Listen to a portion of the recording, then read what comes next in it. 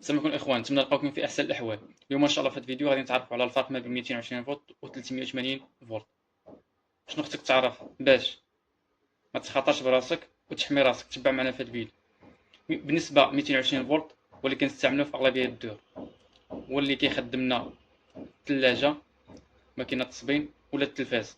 كاين واحد التيار اخر اللي هو 380 فولت اللي كيتسمى الفاز ولا التخيفازي، هو اللي كنخدموه مثلا في المجال الصناعي ولا في بعض الورشات ولا في الديور. الا خدمنا مثلا البومبا ولا خدمنا بالفران الصناعي كنضطروا اننا نخدموا 380 فولت. نشوفوا الفرق ما بيناتهم. بالنسبه 220 فولت كيساوي لنا الفاز زائد النوتر، وبالنسبه ل 380 فولت كيساوي لنا 3 ديال الفازات زائد النوتر.